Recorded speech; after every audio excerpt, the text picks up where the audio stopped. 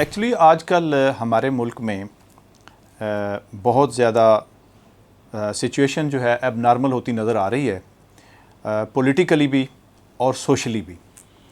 तो उसके पीछे जो मेन साइकी है वो ये है कि सारी सियासी जमातें कह रही हैं कि आइन की पामाली हो रही है, आइन के ऊपर अमल नहीं किया जा रहा।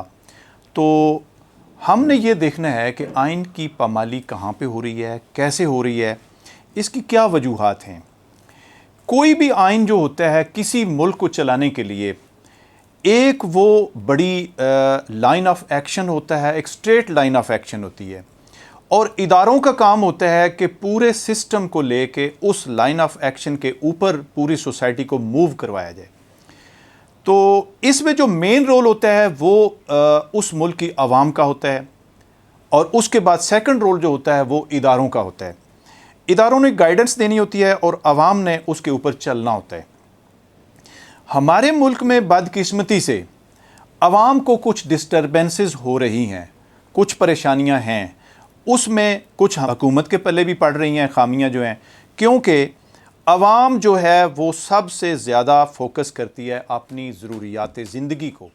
जिस मुआशरे में आवाम को ज़रूरियात ज़िंदगी गवर्नमेंट सही नहीं दे सकती तो उस मुआशरे में इंतशार फैलना शुरू हो जाता है। अब आजकल हमारे मुआशरे में भी बदकिस्मती से कुछ ऐसे वाक़यात रूनुमा हो रहे हैं। लॉ एंड ऑर्डर की सिचुएशन भी परेशान कुन है, और उसके अलावा मुल्क में महंगाई की लहर जो है वो भी बहुत अरूज के ऊपर है। अब स्पेशली चीनी के रेट देख लें, आटे के रेट देख लें, घी का देख लें, उसके अलावा मुल्क में जो आजकल सिस्टम सारा डिस्टर्ब हुआ है उसको देख लें कि कोई पूछने वाला नहीं है। स्पेशली मैं गुजारिश करना चाहता था कि मेडिकल जो हैं, मेडिकल की जो कीमतें हैं, आप देखें कि उनको 250% ऐड कर दिया गया है। अब उसमें कुछ ना कुछ तो गवर्नमेंट को, इदारों को ये देखना चाहिए कि क्यों इतना ऐड किया गया है, क्यों इसको किसी ने पूछा क्यों नहीं है। अब ऐसे काम जब होंगे तो सोसाइटी में इंतशार तो फैलेगा। अब जो मरीज़ हैं वो 500 रुपया लेके जाता है कि मैंने मेडिसिन लेनी है, आगे उसको कहा जाता है नहीं जी आप 1500 का बिल पे करें या 2000 का करें, तो वो कहाँ से लाएगा। उसके अलावा वो रोटी लेने जाता है तो उसके पास 100 रुपया है जी, उसने 10 रोटियों का मैनेज किया हुआ है, आगे वो कहते हैं जी 100 से तो 10 नहीं मिलेंगी, ये तो 300 से मिलेंगी।